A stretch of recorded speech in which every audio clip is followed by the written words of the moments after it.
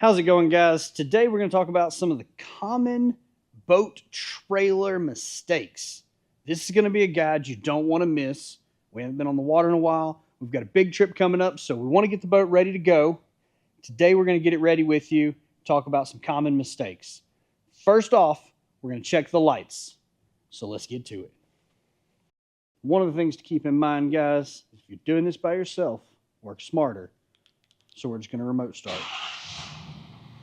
Now, we can see that the running lights work on the back, but we've got to check turn signals. So let me get my lovely assistant to run up there. We'll be right back. Alrighty, guys. Had some small technical difficulty. Thankfully, we have tilt brackets. Had to fold the talon down so my lovely assistant can see me to know what blinkers we needed to hit. But let's go ahead and check those blinkers. That one works. That one works. And what about those stops? Now let's check the marker lights. So we do want to check those lower marker lights. Then we'll come over around on the side of the boat and we see one. Now we see two. On to the next step. All right, guys. Now for important boat trailering check number 2. We're going to check the safety and structural integrity of our trailer. Anything that you stick in the water all the time that is metal is going to corrode. So let's check out the trailer. All right, guys, so we're looking down here at the cross members on the bottom side of the boat, and as you can see, I've already had to plate and weld that cross member this week. This is an older trailer. It had started to rust through and crack, and that is one of the reasons that we do safety checks. If that had busted all the way through, that could have been a problem, and in my luck, we would have been in the pouring down rain on the side of the road, stuck somewhere between here and Oklahoma. Starting to see a pretty good bit of rust down here on these bunk brackets, and that's one of the things that we're going to keep an eye on moving forward, but the rest of the trailer is pretty solid. Nothing else that we have to worry about here. I don't know about your trailer, but you better get it checked. All right, now, safety inspection item number 3. We're going to check out the tires. Now, I already know my tires are from 2019. It's a little older than I like them to be for long distances on the road. So we're going to go ahead and change ours, but let's get one pulled off, and I'll show you guys some of the things you want to look for when your tires are going bad. So real quick, guys, I do have a bad tire on the old boat trailer that I can show you. So if your tires look like this, you missed the memo to change them. Let's just keep that in mind. This is too late. You should change them before they get to this point. This whole thing is bad.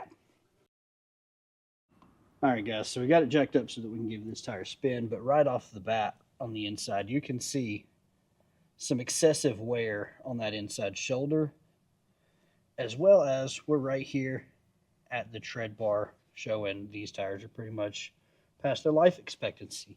But when you get out here to these outside edges, right in on the inside of this tread cap, we can see some delamination and separation. That is a guaranteed time to be on the side of the road if you don't take care of that while you're still at home.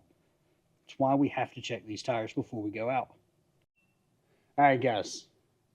So we've checked lights, we've checked for rust, we've checked our tires. Number 4, we're going to check our hubs.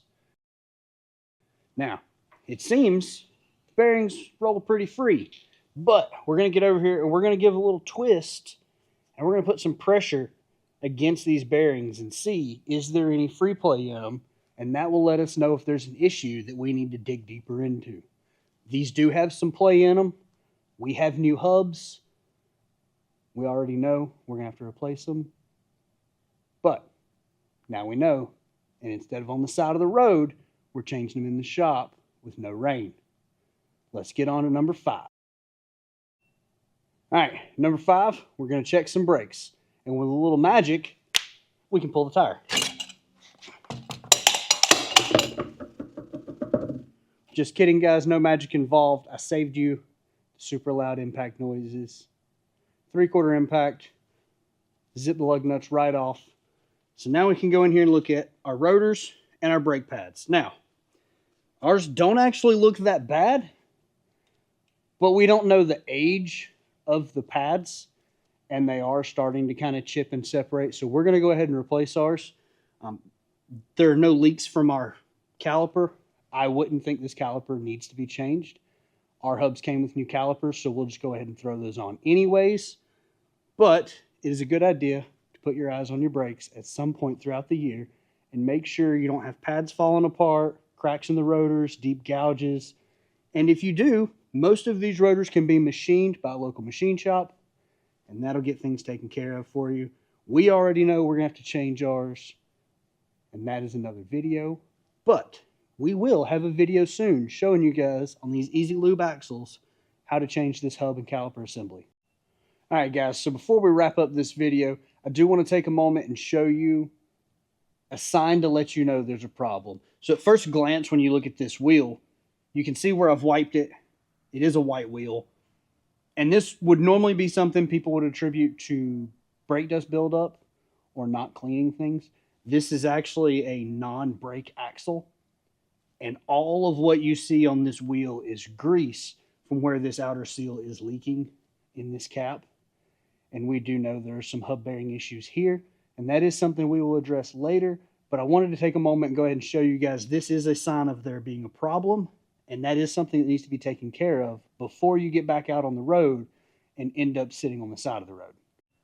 All right, guys, thanks for coming and hanging out with us while we go through and do some safety checks on the boat. As you can see, we really are changing wheels, tires, hubs, brand new brakes, the works. We're getting ready to go on a trip to Oklahoma, then heading to Alabama immediately afterwards. We don't want to be on the side of the road. So go ahead and get everything checked. 20 minutes in the shop can save you 2 hours on the road, if not more. Thanks for watching. Like, subscribe, all that fancy stuff. If you want to watch a video on how to change Easy Lube hubs, we will link that in the description as soon as that video is dropped. Take care, God bless, and we'll see you next time.